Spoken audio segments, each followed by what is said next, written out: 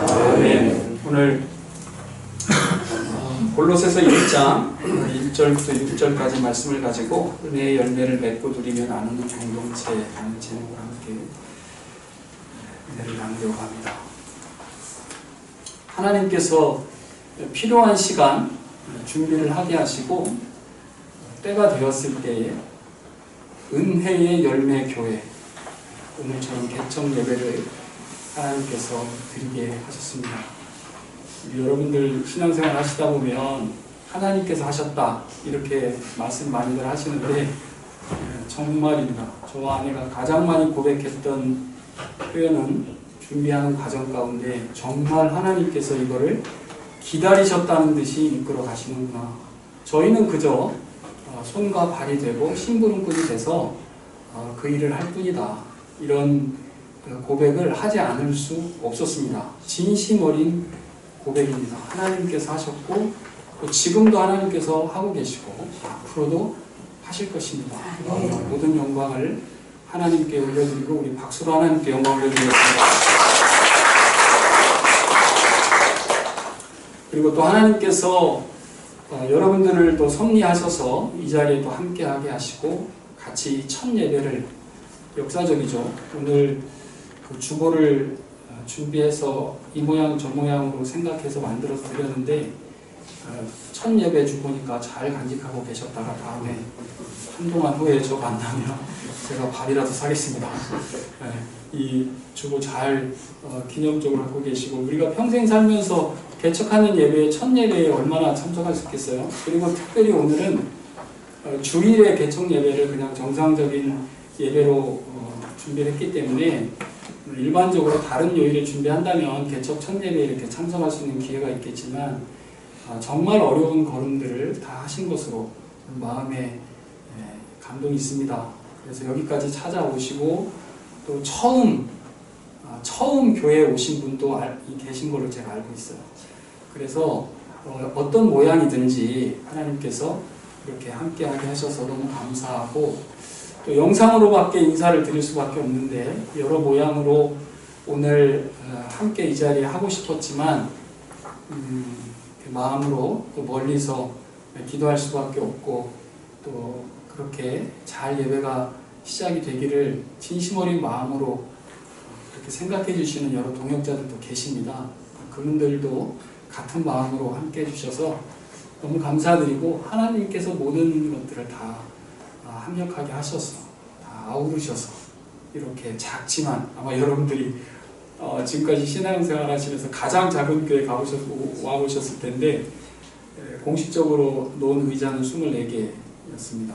그런데 이렇게 와주셔서 너무 감사드리고 제가 바라보는 것은 하나님의 주시는 마음에 순종하셔서 이 자리에 오셨기 때문에 저는 여러분들을 위해서 기도하고 주님의 이름으로 복을 빌 수밖에 없죠.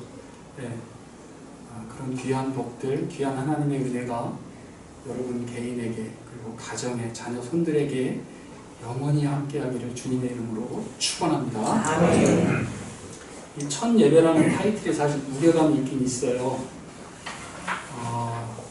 마치 결혼하고 신혼여행이라든지 아니면 새 학기가 돼서 새 책도 받고 노트도 받고 깨끗하게 처음 펼칠 때 공부를 이번에는 좀 잘해봐야 되겠다 그런 다짐이 있을 수도 있고요. 또 어린 생명을 출산하고 부모가 그 아이를 하나님 앞에 이렇게 기도하는 심정으로 잘 아이를 양육해야 되겠다 그런 마음인 것처럼 여러 마음이 사실 드는 게 사실입니다. 그럼에도 불구하고 여러분들께서는 제 표정을 보고 어떠실지는 모르겠지만 복음 안에서 정말 행복한 게 이런 것이구나 라고 하는 진심 어린 행복감, 내적으로 이렇게 차서 넘쳐 나오는 그런 희열, 감사함 이런 것들이 사실은 더 큽니다.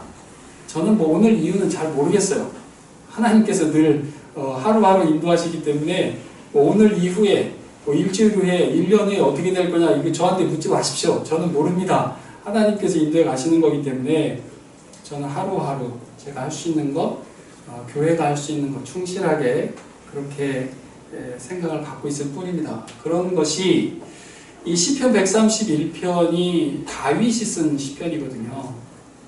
저는 이 말씀이 참 위로가 됐어요. 우리가 뭐 위대하고 세상을 놀라게 할 만한 저는 그런 역량도 안 됩니다. 그저 작지만 더 낮고 무엇이 더 의미 있고 무엇이 더 가치가 있는지 정말 하나님께서 낮은 곳에 시선을 두셨던 것처럼 그렇게 그런 분들과 함께 하나님께서 허락하시는 범위 내에서 저는 목회를 하나님께서 맡겨주셨기 때문에 앞으로의 목회 여정이나 이 교회의 성장이나 성숙이나 혹은 또 이 교회를 드나드시는 정기적으로 오시든 혹간 들르시든 상관없습니다. 이 은혜의 열매 교회에 드나드시는 우리 성도님들 또 오고 싶지만 멀리서 응원하시고 하시는 그런 동역자분들 그분들에게도 하나님께서 여전히 그 은혜로 함께 하실 것이라 저는 확신합니다. 오늘 하나님께서 허락하신 본문을 가지고 말씀을 한번 나눠 보겠습니다. 오늘 그 제목이 저희 교회 표이기도 합니다.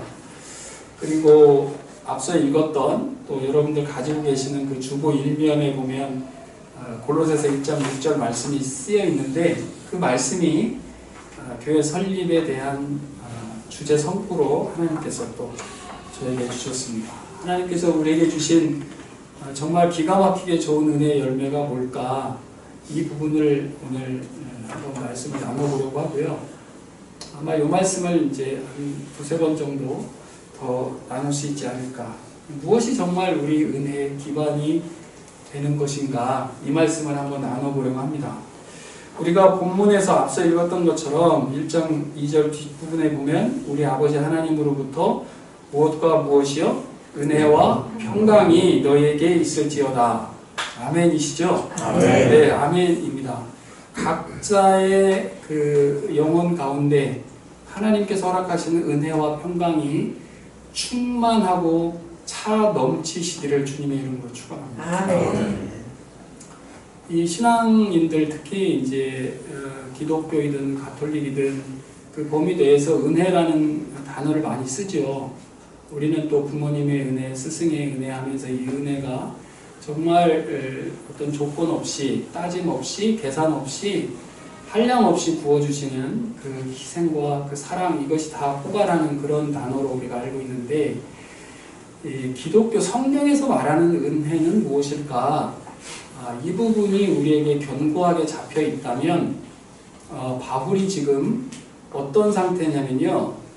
이 사람이 이 상태에서 이 표현을 쓰는 것이 과연 가능할까라고 하는 것이 가늠이 될 거라고요. 여러분 골로새서라고 하는 성경은 골로새라고 하는 지명에다가 서신할 때 서가 붙어 있는 겁니다. 그러니까 골로새서, 로마서 이렇게 성경에 서가 붙어 있는 것은 편지의 형식을 말하는 것입니다. 골로새는 튀르키예, 부명칭으로는 터키죠. 튀르키예 지역에 가보신 분 아시겠지만 그 히에라폴리스하고 라우디게아 그 지명 어간에 골로새라고 하는 곳이 있었습니다. 그 골로새는 에바브라, 본래 헬라어로 하면 에바프로스라고 하는 에바브라고 하는 사람이 오늘 여러분들 읽으시는 성경 다음 구절에 가면 그 사람 이름이 나오는데 그 에바브라라고 하는 사람이 개척한 교회입니다.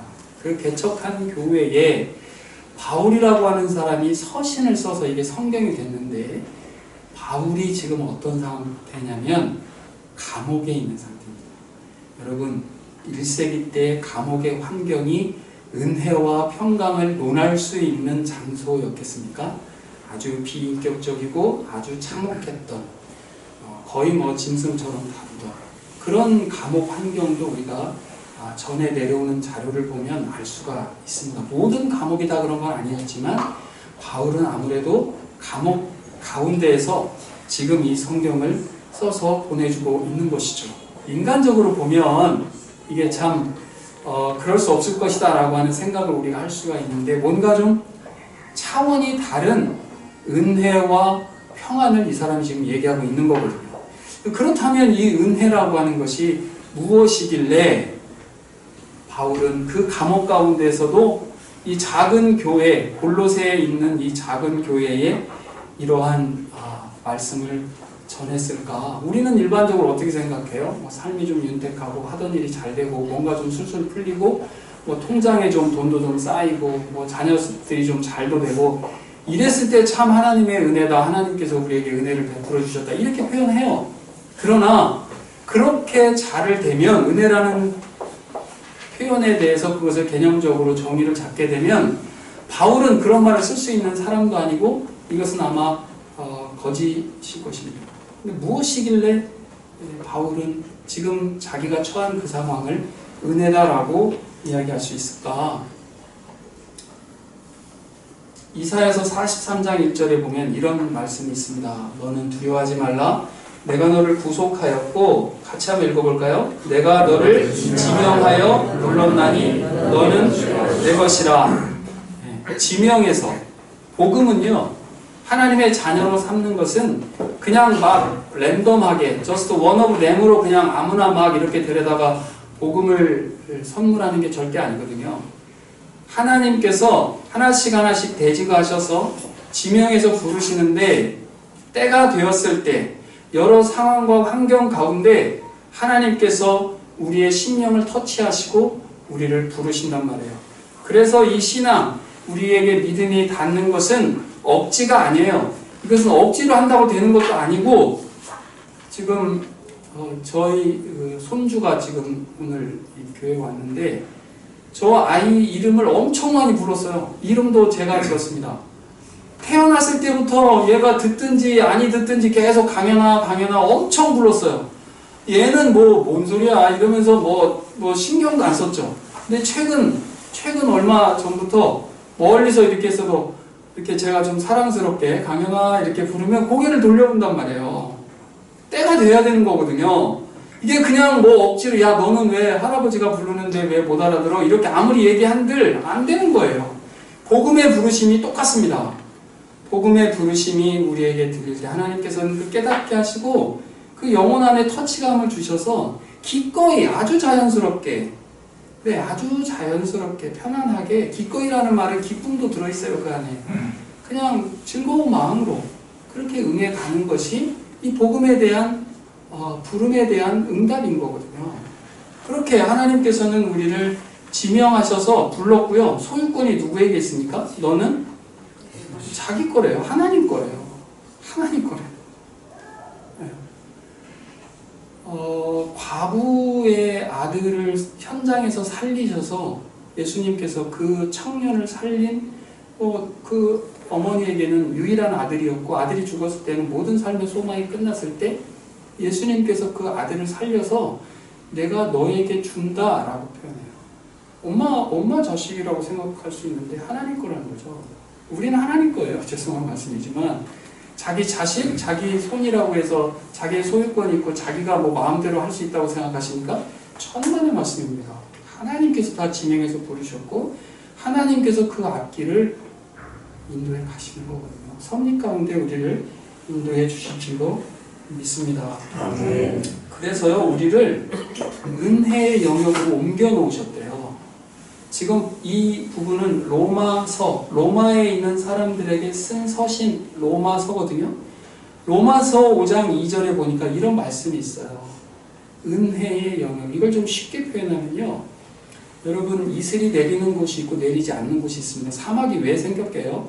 그렇게 모든 천지를 다 하나님께서 이슬로 덮으실 것 같지만 덮으시는 영역이 달라요. 그런 것처럼 하나님께서 우리를 자녀로 부르신 뒤에는 우리가 지금 보이지 않지만 우리를 은혜의 영역으로 옮겨 놓으시는 것입니다. 제 작은 아이가 한번 자동차를 이렇게 타고 갔다가 주차장에서 나오는 중에 아주 가볍게 이렇게 접촉사고가 있었던 적이 있었어요. 그리고 이제 하는 말이 내가 그때 그 교회 행사 때 갔어. 교회 주차장에서 나올 때였는데 내가 그때 119실에서 조금만 뭘 더 하고 나왔더라면 지나갔고 거기서 부딪히지 않았을 텐데 라는 이야기를 하는 거죠. 그래서 제가 그런 얘기 했어요. 하나님께서 우리도 모르는 사이에 막아준 그런 재난이나 재앙이나 어려움이나 그런 상황들이 얼마나 많이 있었을까? 우리는 모르니까. 우리는 그저 그냥 우리가 알고 있는 상황 범위 내에서만 우리는 인식하잖아요. 우리는 한계가 있으니까. 그러나 하나님께서 모든 삶의 상황 가운데 우리의 처음부터 마지막까지 다 보시는 하나님 입장에서는 우리에게 한없는 은혜를 주신단 말이에요. 그것이 은혜의 영역이에요. 그리고 그 사소한 접촉사고조차도 하나님께서 필요하시기 때문에 우리를 성장하고 성숙시키는 과정으로 우리를 분명히 사용하시는 거거든요. 그게 믿음의 눈으로 나와 하나님과의 관계 속에서 그것을 해석하는 것입니다. 그 해석의 근거는 자기의 지식이나 자기 생각 가지고 해석하는 것이 아니라 온전히 성경을 기본으로 해서 해석하는 것이겠죠. 그래서 하나님께서는 우리를 은혜 가운데 넣어주셨기 때문에 우리는 믿음으로 그것을 받고 우리가 처해져 있는 환경이나 상황 가운데에서 하나님께서 우리를 어떻게 섭리해 가실까라고 하는 그 초점을 여전히 갖고 있다면 우리는 그 은혜 가운데 있음을 점점 더 확신하게 되는 것이죠. 자, 하나님께서 우리를 구원해 주신, 지명에서 구속해 주셔서 우리를 구원해 주셨고 하나님의 자녀로 삼아 주신 것이 가장 근본적 은혜고, 그 은혜 가운데서 우리를 은혜의 영역으로 옮겨 놓으셔서 우리를 일상의 삶 가운데 순간순간, 어떤 때는 정말 신앙의 경지가 혹은 신앙의 연륜이 높아가면 높아갈수록 뭐라고 표현합니까? 이야, 정말 이때 하나님께서 은혜를 베푸셨구나 라고 고백한단 말이에요. 가장 조금 쉽게 표현이 된다면 하나님께서 우리를, 예수님께서 우리를 뭐라고 표현하셨냐면 내가 포도나무고 너희는 가지야. 자, 우리가 주님을 받아들이고 하나님의 자녀로 마음이 딱 들었을 때는 관계성이 형성된다는 거예요. 우리도 모르게 관계가 설정되는 거예요. 하나님과 우리와의 관계가 설정되는데 예수님이 포도나무고 우리가 가지인 것처럼 붙어있는 거다. 붙어있으면 자연스럽게 열매를 맺게 한다. 이거 비인격적인 막대기처럼 우리를 다루신다 이런 뜻이 아니라 하나님께서 참으로 우리를 사랑하셔서 관계성을 이루어가는 그 삶 가운데 우리를 이끌어 가신다. 열매는 당연히 맺히는 거예요. 가지가 다 붙어 있으면 열매는 당연히 맺히는 것이죠. 그리고 우리에게 소망적인 다음의 열매를 말씀하세요. 지금 은혜의 열매, 은혜로운 것, 우리를 근본적으로 구원해 주신 은혜. 그렇기 때문에 지금 바울이 어떤 상황에 처해 있든지 don't care, 문제되지 않는다. 왜냐하면 하나님께서 나를 구원해 주셨고 가장 선하게 은혜 가운데 인도해 주셨고 심지어는 지금 감옥 안에 있었던 그 바울의 상황을 지금 우리에게도 여전히 은혜 가운데 그것을 받게 하시는 거거든요. 여기에서는요, 우리가 신앙인들이 잘 아는 것처럼 믿음, 소망, 사랑이 담겨있는 부분입니다. 잘 아시죠? 믿음, 소망, 사랑. 우리에게 믿음을 주셨고 또 성도들 간에 서로 사랑을 베풀게 하셨고 또 하늘에 소망을 두는 삶을 사는 거예요. 이 땅에 살면서 우리가 무엇이 잘 됐으면 좋겠다, 자녀가 잘 됐으면 좋겠다, 이러한 것들이 잘 됐으면 좋겠다, 그 일상의 소망이 잘못됐다는 거 아닙니다. 그 일상의 소망은 당연한 거예요. 우리는 육신을 가지고 있기 때문에 먹어야 돼요. 하나님께서 일용할 양식을 구하라고 했잖아요.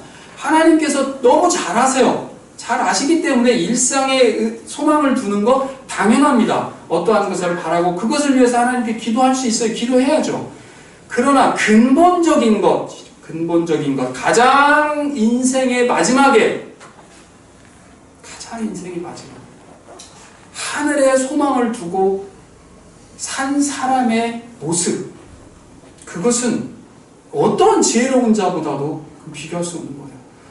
저는 종신대학교 신학대학원을 졸업했습니다. 양지에 학교가 있고요. 그 양지에서 저희들이 그 공부하는 과목 중에 그 호스피스 병동에 가서 이렇게 봉사하는 시간이 있습니다. 정해진 시간이 있는데 거기 가서 그것을 쭉 그걸 운영하시는 목사님이 계신데 목사님께서 이제 그래도 저희가 신학생이니까 말씀을 하세요. 여러분, 이 호스피스 병동 안에 장로님, 목사님들이 왜 안 오시겠습니까? 그런데 이분들이 가장 마지막에 이제 삶에 얼마 되지 않은 그 상황에서 불안해한다는 거예요. 이제 곧 천국에 대한 소망이 이루어지는 그 순간인데 오히려 그냥 빚도 없이 뭐 크게 이름 내지 않고 그저 묵묵히 신앙생활 하셨던 그런 분들은 오히려 담대히 이걸 받아들이고 감사를 여기고 가족들에게도 또 덕담을 하고 괜찮다, 나 천국 가서 주님 만나면 된다 라고 그 소망의 이루어짐을 갖고 있는 반면 이 땅에 살면서 교회에서도 큰 일도 하시고 이름도 내고 했던 그런 분들이 오히려 그렇게 했을 때는 본인이 목사이면서도 마음이 많이 아프고, 여러분, 믿음과 소망과 사랑은 우리 신자에게 주신 하나님의 귀한 열매인 줄 믿습니다. 우리 이거 포기할 수 없는 거예요. 우리가 받는 것도 아니지만 말이죠. 이 뒷부분에 보면 뭐라고 돼 있어요? 너희가 전에 복음 진리의 말씀을 뭐 한 것이라? 들은 것이라. 여러분 잘 아시죠? 믿음은 어디에서 난다고요? 믿음은 들음에서 나요. 믿음은 들음에서 납니다. 우리 로마서 말씀에 보면 믿음은 들음에서 나고 들음은 그리스도의 말씀으로 임함이다 라고 알려주거든요. 들으려면 전해주는 사람이 있어야 되겠죠. 들으려면 전해주는 사람이 있어야 돼요. 그래야지 전해주는 사람이 가서 복음을 전하고, 그리스도의 말씀이니까 그리스도 말씀을 전하고, 또 듣는 사람들이 그것을 듣고 복음 초청을 받고 내 안에, 내 영혼에 주님께서 주시는 그 복음의 진리를 이제 받는 것이죠. 그렇게 받을 때 우리는 포도나무에 붙어 있는 것이고, 붙어 있는 우리 입장에서는 그 열매가 맺어지는 것입니다. 믿음은 무엇을 믿는 것인가? 저는 이것을 꼭 강조를 하는데요. 여러분, 믿는다. 무엇을 믿는가? 성경이 누구의 말씀이다? 하나님의 말씀이다. 성경이 하나님의 말씀인 것을 믿는 거죠. 그게 믿음 중에 하나예요. 두 번째 믿음은 뭐냐? 하나님께서 예수 그리스도를 이 땅에 보내셔서 우리에게 구원자가 되게 하셨다라고 하는 것입니다. 자, 여러분, 거기까지 객관적 사실이에요. 그건 객관적인 거예요. 사실로 되어 있으니까. 그런데 그것이 그 예수 그리스도가 나의 구원자로 오는 것은 주관적입니다. 그것을 믿는 거예요. 그게 주님과 나와의 관계를 갖게 되는 것이죠. 그렇다면 내가 믿음을 하나님께서 주셨고, 믿음 가운데 우리에게 주신 특권이 뭡니까? 기도할 수 있는 특권이잖아요. 기도할 수 있는 특권을 주신다고요. 기도하면 뭐가 되죠? 기대가 되는 거예요. 선한 능력으로 라는 그 복음송에 보면 우리가 기도하는 일 기대하게 된다. 우리가 믿음으로 하는 일 기대하게 된다. 하늘의 소망을 두고 기대하게 되는 것입니다. 그런 과정 가운데에서 우리에게 믿음과 소망과 사랑의 삶을 우리에게 허락한 것이죠. 중요한 말씀이, 우리가 오늘 이제 아마 여러분들 골로새서 1장 6절 말씀은 꼭 기억하고 가실 것 같은데, 이 복음이 이미 너희에게 이르렀다. 너희가 듣고 듣는 것이 핵심이니까. 더 감사한 것은 하나님의 은혜를 깨닫는 그런 정말 귀한 일이 여러분 가운데 있기를 주님의 이름으로 축원합니다. 그 주님께서 우리에게 주신 그 은혜인 거죠. 그런데 여기서 핵심이 이제 복음이 우리에게 이르렀다라고 하는 표현이거든요. 복음은 무슨 뜻이에요? 기쁜 소식이라는 뜻이잖아요. 복된 소리, 복복자의 소리 음자입니다. 복음이. 근데 이것을 우리 어른들이 유앙겔리온이라고 하는, 죄송합니다. 이게 꼭 필요해서 말씀드리는 거예요. 유앙겔리온이라고 하는 헬라어, 유레카, 유로 시작하는 헬라어 들어보셨을 거예요. 유자라는 말은 좋은 말이라는 뜻이거든요. 좋다라는 뜻인데, 유앙겔리온이라고 하는 헬라어를 우리 어른들이 뭐로 번역을 했냐면 이 복음으로 번역을 했어요. 근데 이 유앙겔리온이라고 하는 뜻이 무슨 뜻이냐면 이게 황제 용어예요. 그러니까 황제만 쓸 수 있는 단어예요. 이게 아무나 막 쓸 수 있는 단어가 아니에요. 그렇게 그 직위에 맞게 쓸 수 있는 용어가 있단 말이에요. 그런데 이 유앙겔리온이라고 하는 것이 왜 황제 용어였냐면, 황제가 어떠한 것을 시해 베풀어 주는 거죠. 어느 마을에 어려운 일을 당했으니까 거기에 돈을 준다든지, 아니면 노예를 해방시켜 준다든지, 감옥에 있는 사람들을 풀어 준다든지, 그 절대 명령으로 그 기쁜 소식이 전달됐을 때, 유한겔리온이 전달됐을 때 그 당사자에게는 얼마나 큰 기쁨이 있겠어요. 거기에서 온 게 유한겔리온이에요. 그런데 그것을 지금 누구에게 쓰고 있냐면요, 예수 그리스도에게 쓰고 있는 거예요. 진짜 왕은 누구냐? 진짜 황제는 누구냐? 예수 그리스도라는 것이죠. 주님께서 그 복음을 전해주는 거예요. 우리 코로나 때에 정말 한 마음으로 간절히 소망했던 게 뭐 치료제라든지 백신이라든지 그런 거 아니었겠습니까? 그것이 도착했다고 했을 때, 혹은 중병을 앓고 계신 분이 당신을 치료할 수 있는 치료제가 발견이 됐대, 만들어졌대 라고 했을 때 그 다시 살 수 있는 그 기쁜 소식은 얼마나 크겠어요. 그게 복음이란 말이에요. 그게 이 땅에 살았을 때의 복음.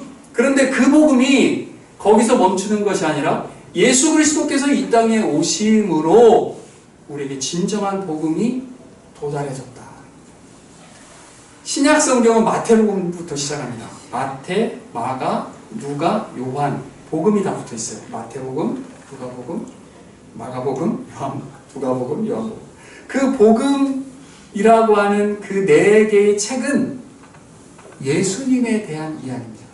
예수님께서 이 땅에 오셔서 누구를 만나셨고 예수 그리스도를 만난 사람이 어떻게 달라졌는지, 우리 앞절 4절에 보면 전에 들은 복음 진리의 말씀이라고 그랬잖아요.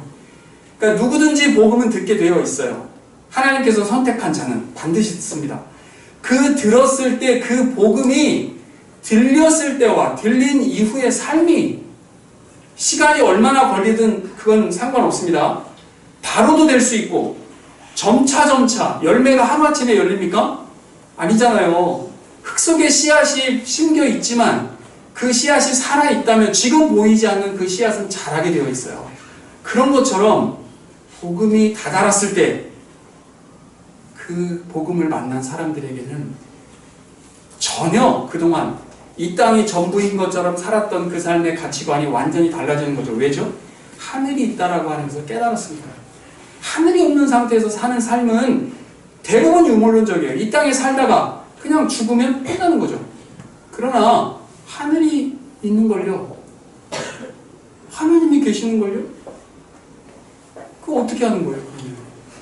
하늘에 소망을 두는 것이 가장 지혜로운 것이고, 그 복음이 예수 그리스도께서 그 복음을 가지고 이 땅에 내려오신 것이죠. 주님께서는 우리를 위해서 십자가를 또 지셨고 또 부활하심으로써 예수님이 진짜 메시아임을 알려주셨어요. 제가 아내를 처음 만났을 때 서울역 앞에 시계탑 앞에서 여기 노란 꽃을 꽂고 당신은 여기에 빨간 리본을 하고 오면 우리 서로 사인으로 여기고 서로 만난 거로 합시다, 이렇게 할 수 있겠죠? 그게 사인이란 말이에요. 그런데 이 땅에 자기가 그리스도고 자기가 메시아라고 주장하는 사람이 셀 수 없이 많습니다. 그런데 유일하게 그것을 증명해 주시는 것이 뭐냐면 부활이에요. 부활이 그 증표란 말이에요.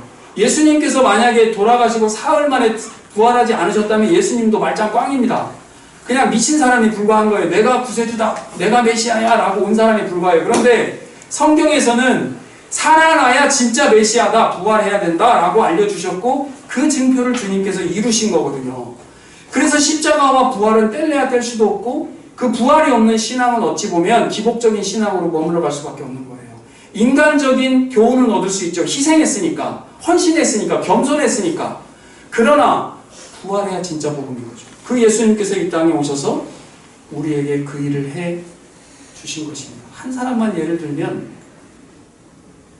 예수님께서 이 땅에 오셔서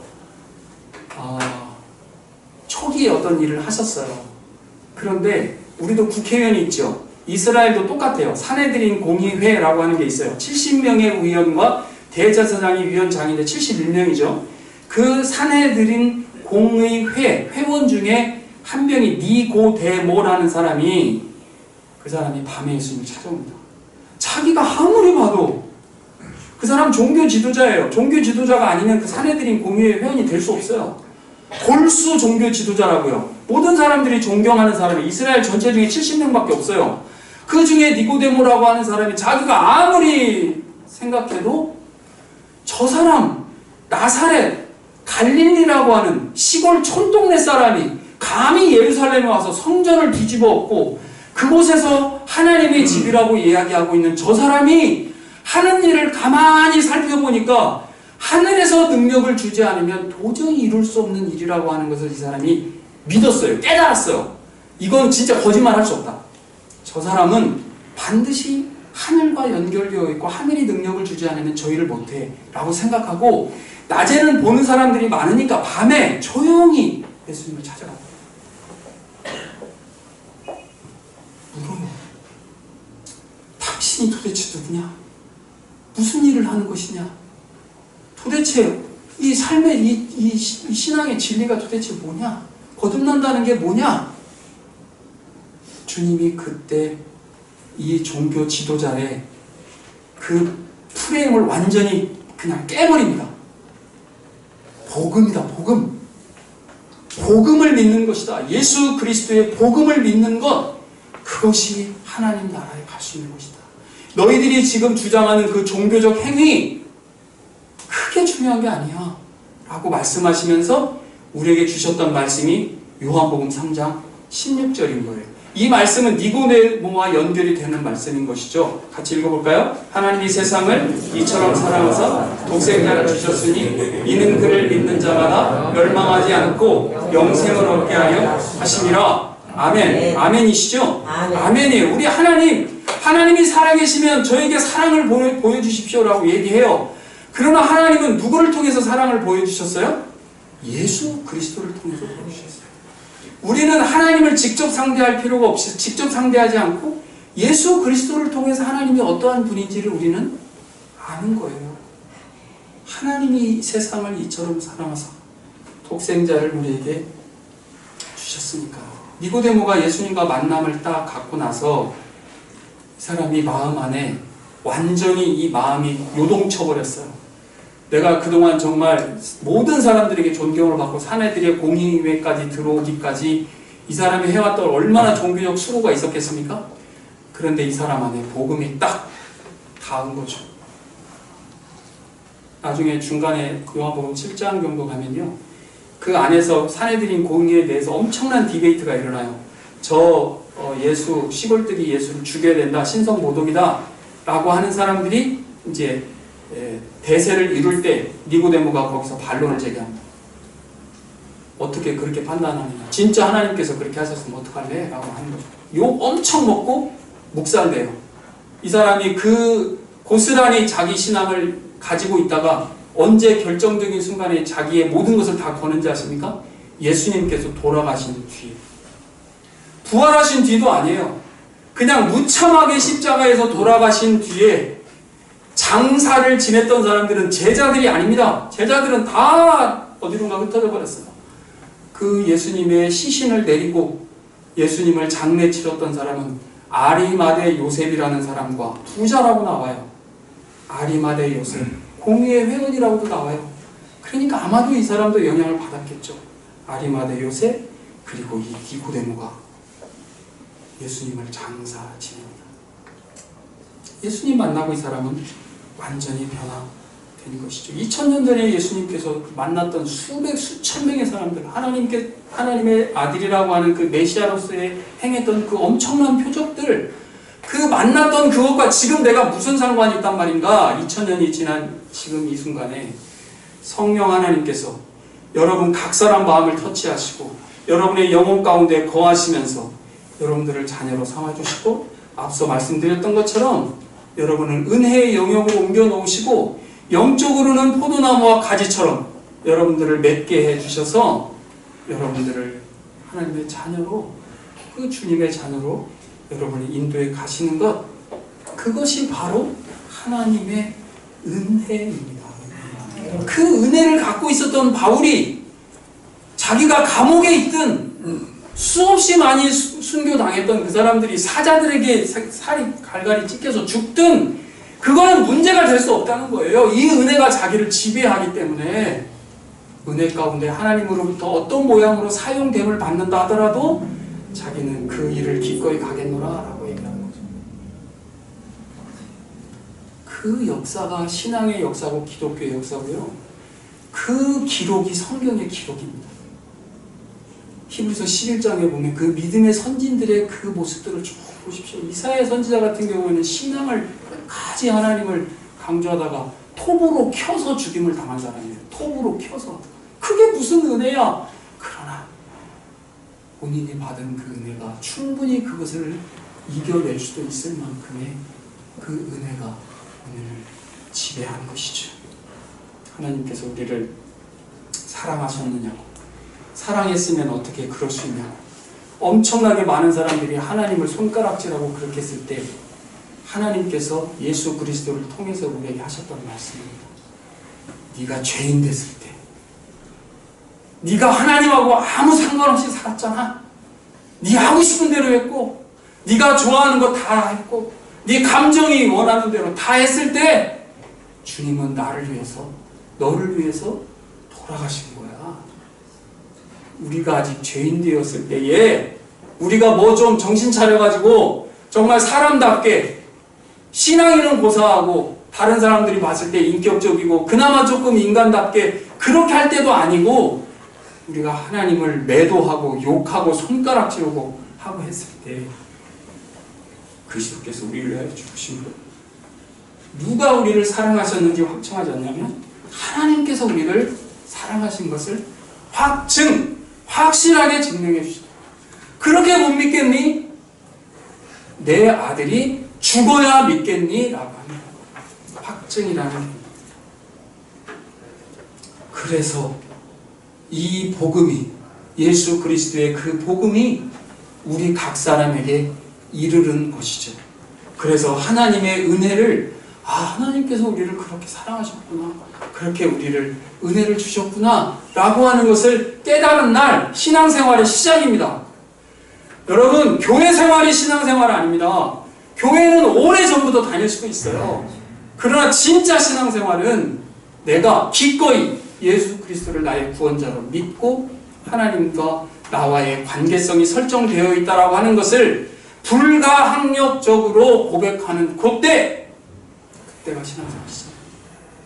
그때부터 우리에게 하나님께서 열매를 맺게 해 가신다.